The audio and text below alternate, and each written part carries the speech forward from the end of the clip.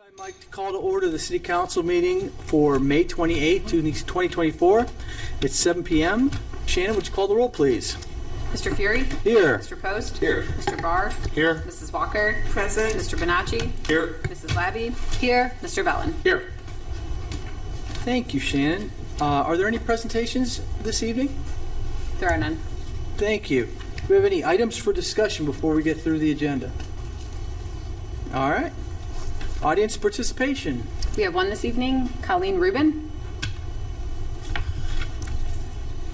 Mrs. Rubin, I didn't recognize you. It's been a while. Your hair looks different. You look great. It is. That's right. Don't have to worry about those boys anymore, so I can have long hair. Got some time on me, right? Yes, ma'am. So, Seems like just yesterday we were playing baseball. it kind of does, right? Mike was over at my house all the time. That was all great pictures. And Karen, we do baseball.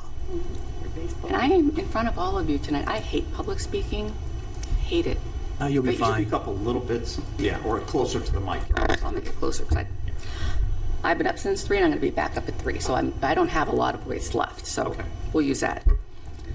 So I'm here because you all are wasting our money, our time.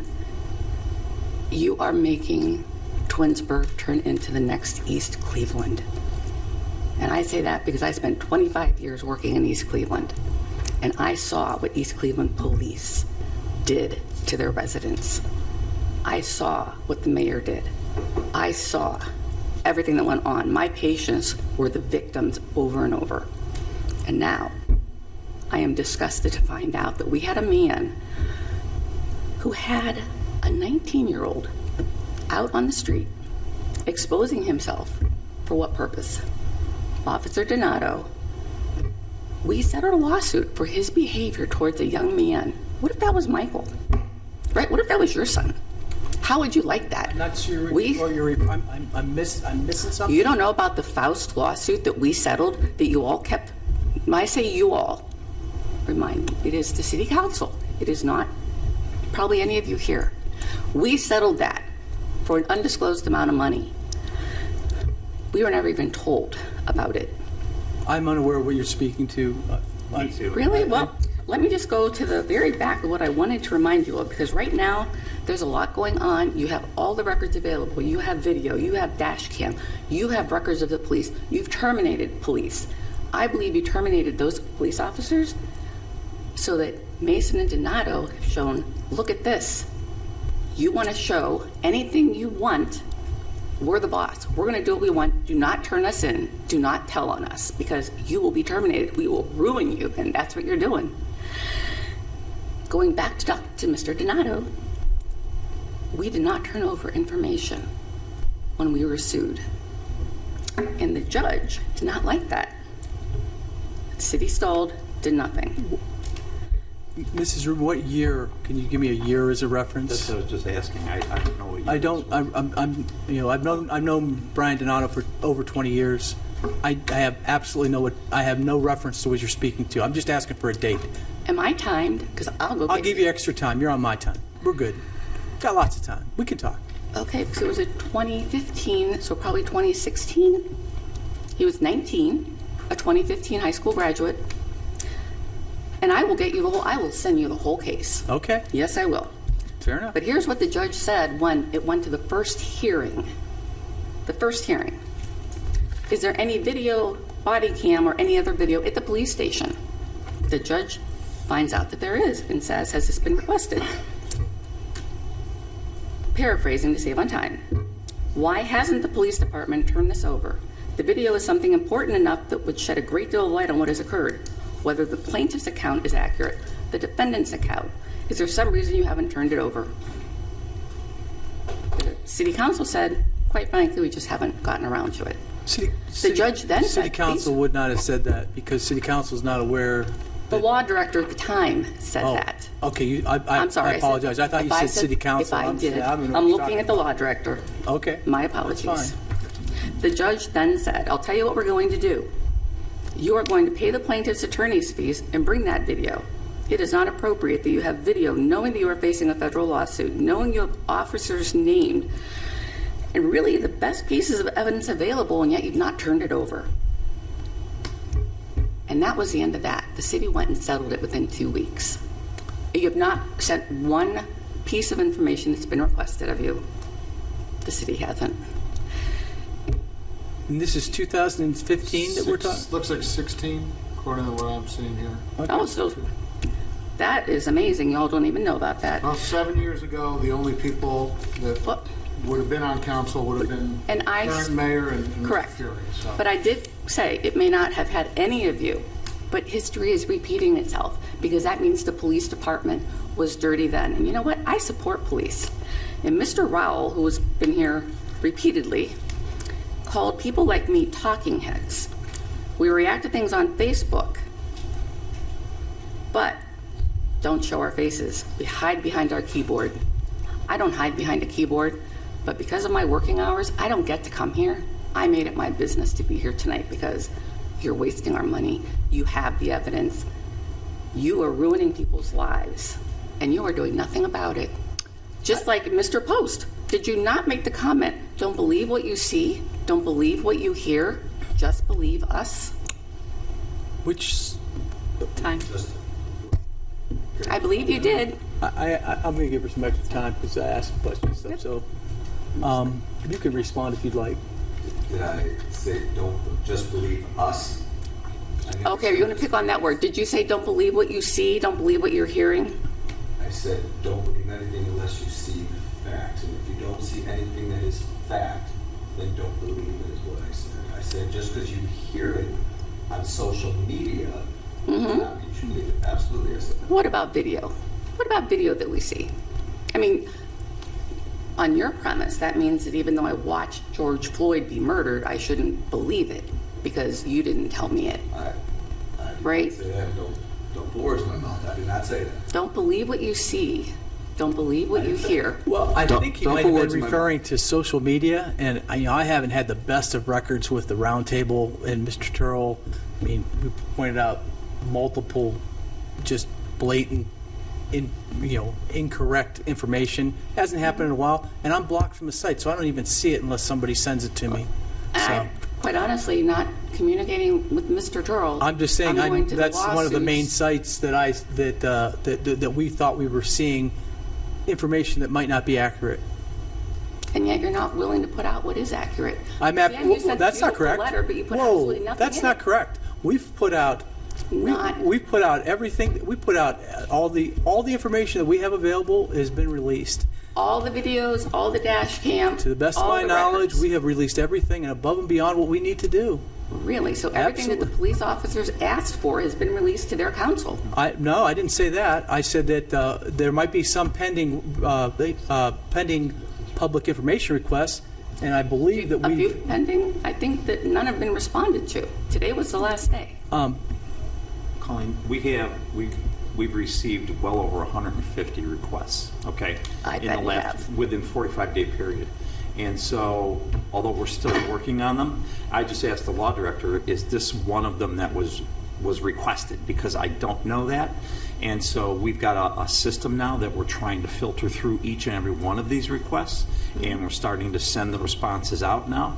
And you referred to my letter and said it was a nice letter, but it didn't really say anything. But there were 2 attachments. There was an attachment of the police report as well as the video to go along with the content of that newsletter. So we will get to this one if there is one. And I just asked him, is this a case or, because as you mentioned, he wasn't here then. I was sitting over there, and it was Bill and I. The rest of these folks were not here. Okay, so Right. that's something that, it didn't happen under our time, but if it's been requested, it will get answered, and we'll follow up on it, and it will be released. But what has happened under all of you is Police Chief Mason. He wasn't the chief then either. No, I mean what has been happening with him, with his children being let off, taking off records, his wife being let go of tickets, and everything else has been going That's on. been That could all be thoroughly looked released. into. That was and part of and what I released. That was I that- did that's release already that. been I released that video. asked and answered and proved to be not accurate. Well, I'm glad that we have that on record. So everything's being sent, because my guess is out of those 100 and some things that have been requested, a lot of them are the same thing. And so you probably could And they'll just be coming out. keep putting them out and, They'll all be coming out. Yeah. okay. Well, if you think that it is only some small part of Facebook that is unhappy with what is going on within the police department, I think you're very wrong. I think you need to know that most of the city is very unhappy. I have had more than 100 people contact me asking me if I would, because I was the one who spearheaded not having Corbett's be the little unit houses, cluster homes, whatever you want to call them. Actually, there was a lawsuit that lasted several years But I was the one who spoke and that spoke we and got the authorized school our board, and you our can zoning, so I'm fully aware You of. can diminish anything you want. I'm not but just diminishing. saying, I'm just people saying there was that called we were and sued by wanted the me to judge come. So, to change thank our you. zoning, and we didn't do it because our charter's in place. So, We're going to follow the charter. Well, I appreciate your time. Thank you for letting Thank me you, go ma'am. over. And just know that, yes, the city's mad. okay. Thank you. And we really would like you to get those things out, because so far, nobody's gotten one thing they've requested that I have heard. coming. I was copied on a blast with like 15 of them today, and again, And they haven't stopped coming in, let me say I'm sure that. they haven't. And they're all different ones too. So, Well, you haven't gotten mine yet either, so okay, they'll be coming. All Yeah. those All right. things cost money. it's coming. thank you. Okay, next on the agenda is legislation. So, is there anybody else on the list? There is not. Okay. Ordinance 68, 2024. This is an ordinance to amend Part 11 of the Zoning and Development Code. Council authorized a contract with ZoneCo in February of 2023, and since then, the company has worked with Rebecca Ziegler, the city's economic developer, and the city planner, Lynn Muter, on this project. Feedback was provided to those residents. Am I getting feedback on this mic, or am I just echo out? You sound good? Okay. I thought I was Sound hearing. amazing. Feedback was provided by city residents, by the Code Twinsburg Working Group, by Twinsburg businesses, ZoneCo's consultants, the Planning Commission, City Council, and the mayor and staff. And the outreach to the community to date was done in the following ways. There were 4 strategic board locations with information at open meetings, 2 focus groups, 32 social media updates, 2 open houses that were open to the public, 26 Together Twinsburg project updates, 5 working group meetings, 2 mailers, 3 community surveys, and 12 email newsletter updates. So we're not going to take any action on this evening.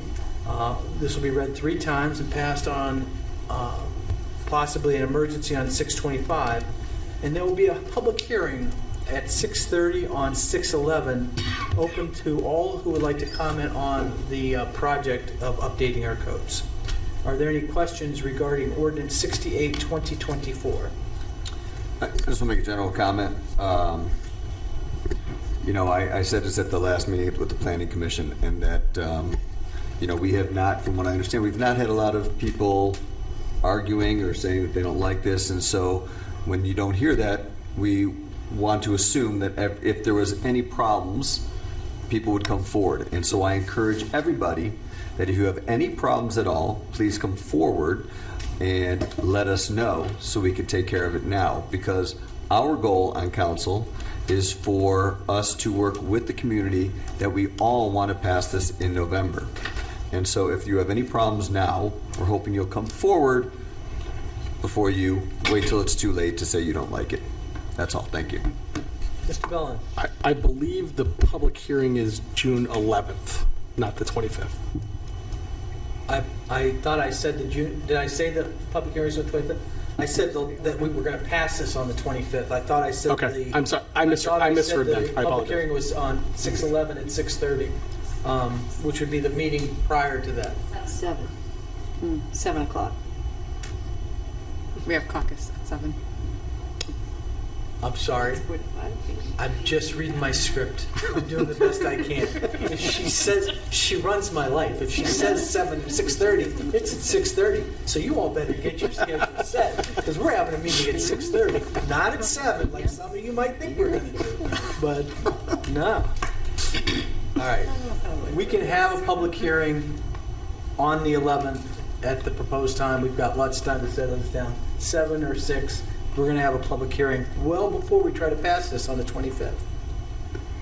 Okay? We all good? All right.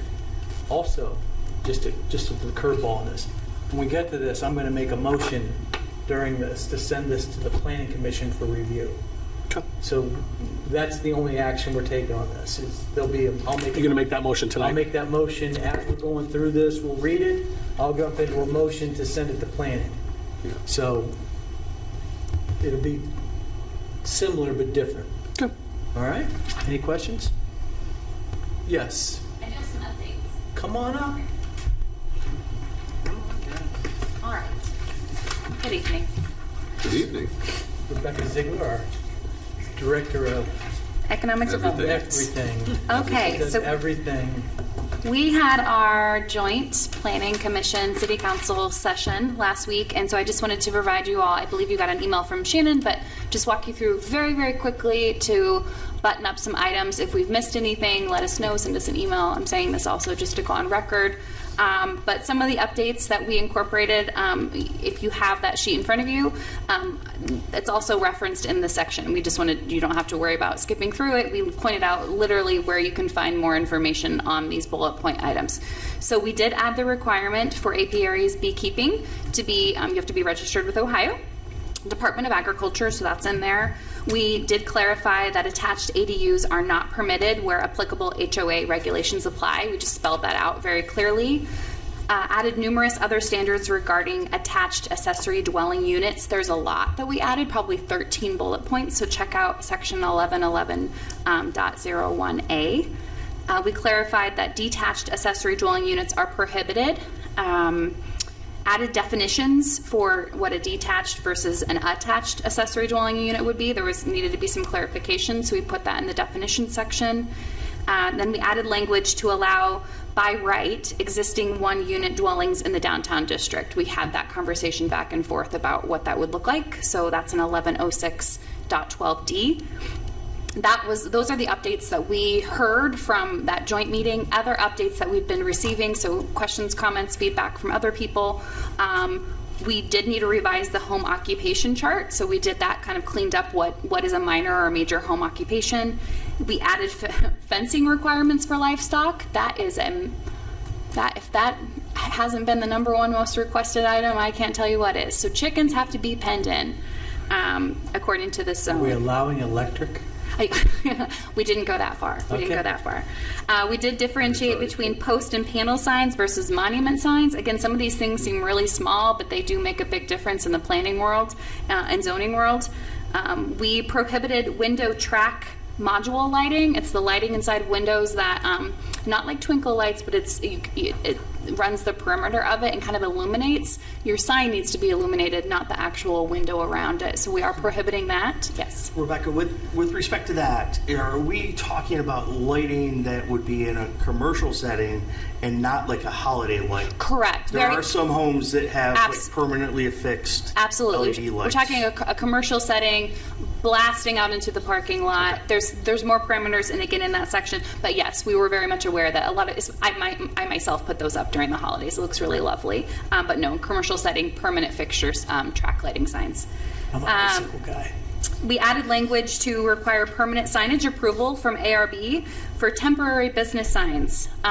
You can put up a temporary sign, but you need to have an approved sign already in place from ARB. And I think we increased the to 120 days. Should be plenty of time to have your sign manufacturer a sign for you. We increased vape shop distances requirements, kind of keeping in par with surrounding communities, from 500 feet from a residential zone to 1,000 feet. We added language stating that So if anybody's in close to that now, they're grandfathered in? Correct. Okay, Correct. thank you. Yep. We added language stating that wrought iron and painted aluminum fences are permitted. Revised language to clarify that outside storage must be essential to the primary business function. You cannot own, I'm just going to throw this out, I can't be a spa owner, but I have a spa and I have an acre, but I also want to start parking Amazon commercial trucks because I have the room for it. It's not a primary function of my spa business. They need to be compatible with each other. So we added that language, and then we also clarified ADU sizes. We didn't have minimum or maximum ADU sizes. We thought we should clarify that. So there's going to be a lot more that come. Again, we have until the 25th, the third reading. But as I'll be at the next meeting as well, and if we have any more updates, I'll just keep giving them to you in this way if that is appropriate. So, Thank you very yes. much. There were, I seem to remember a discussion about the timelines from 14 days to 30 days. Yep. And there was one other thing that slipped my mind that we talked about at that meeting.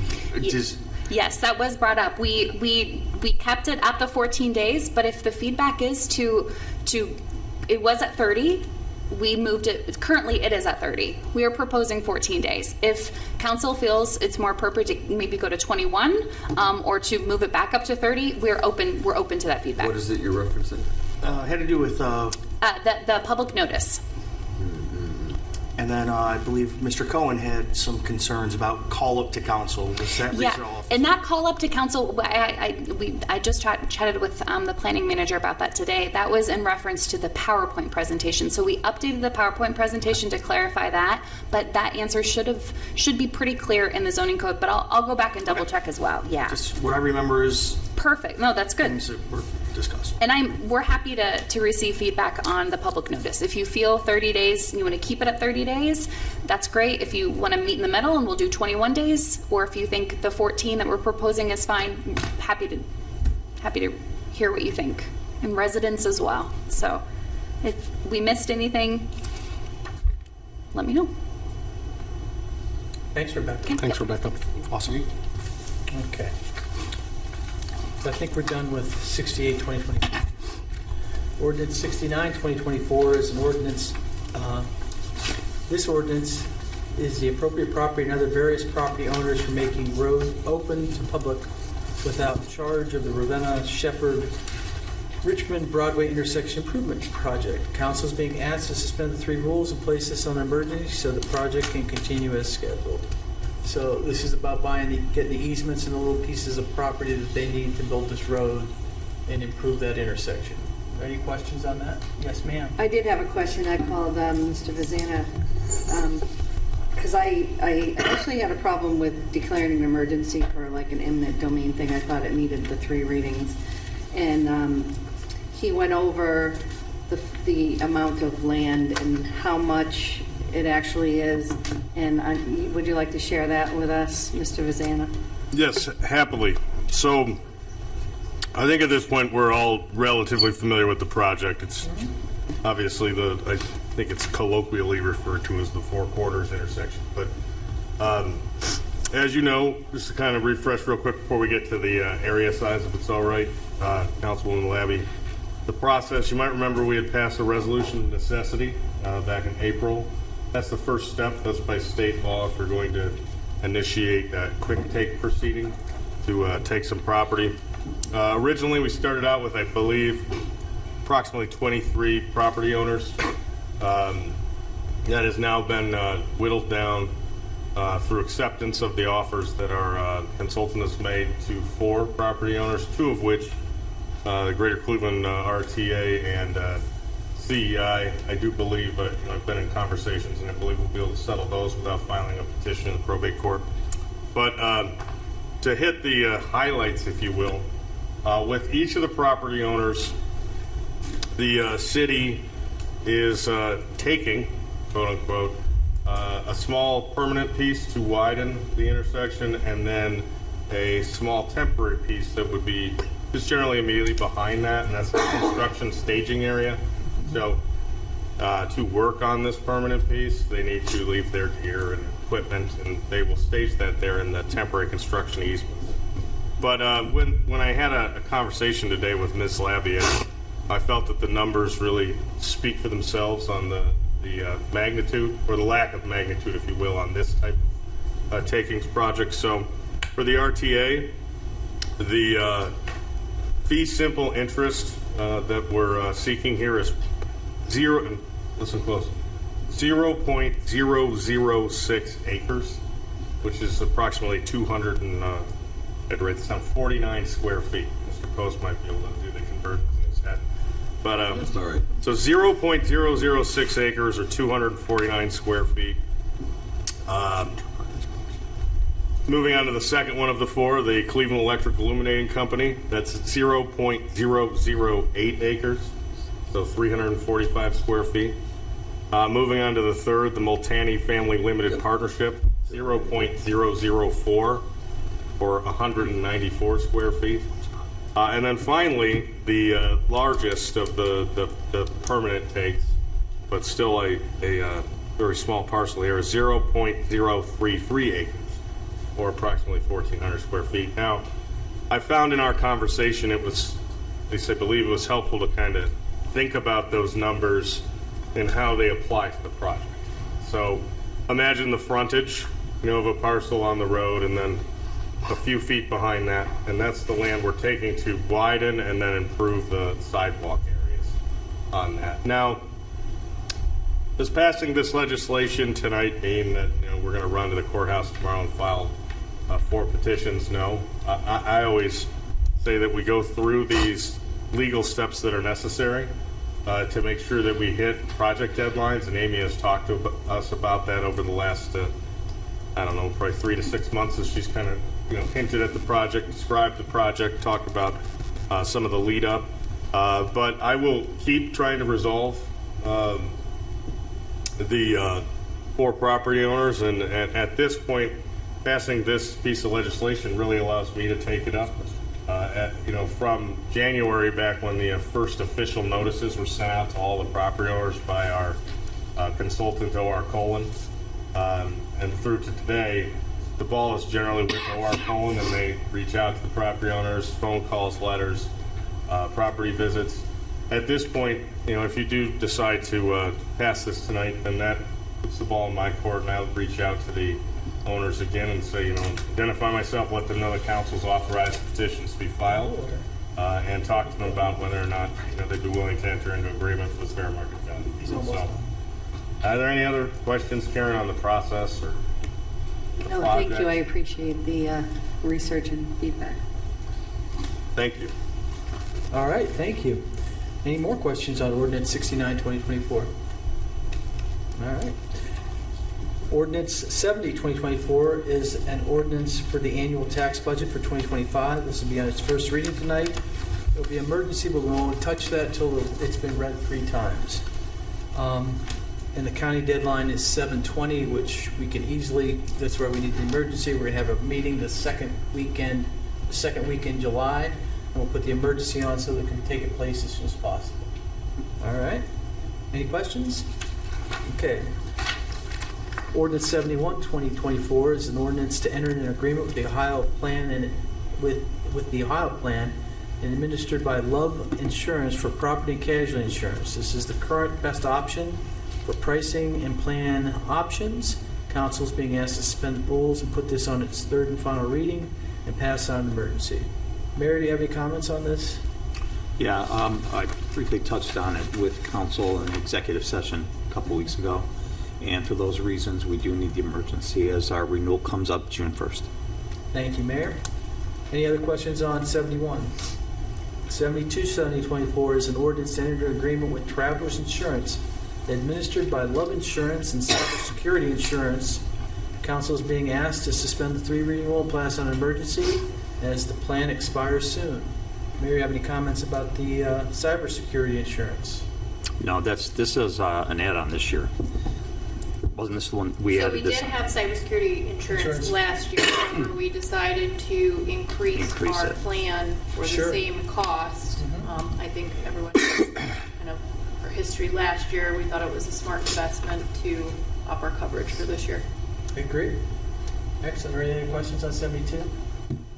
73, 2024, ordinance 73, 2024 is an ordinance to award a bid for 7 police SUVs to Ganley Chevrolet of Aurora for an amount of $365,100. These vehicles will be financed through Huntington. Council being asked to suspend the rules, place these on a third and final reading, and declare an emergency so we get the vehicles as soon as possible. You know, this is our standard rollover of police vehicles. We'll keep the best ones we have left. We'll own the others. We'll sell the ones we don't want, and we'll have 7 new cruisers on 3-year leases with that we'll own. So, any questions? Thank you.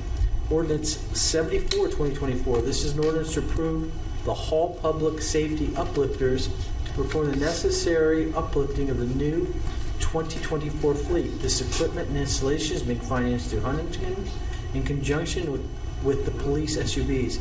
Council's being asked to suspend the rules, place this on third and final reading, and pass this as emergency.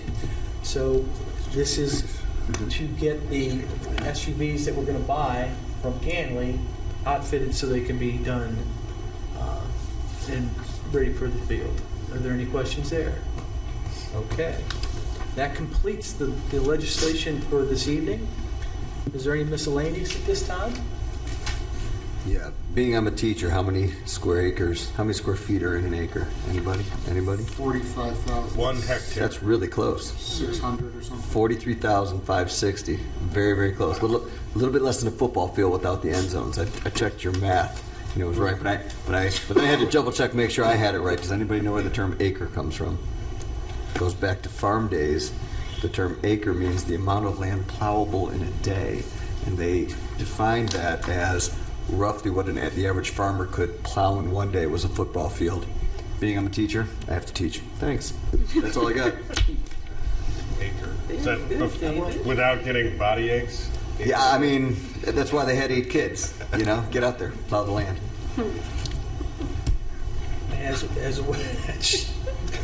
you, Mr. Post, for those insights. You know what?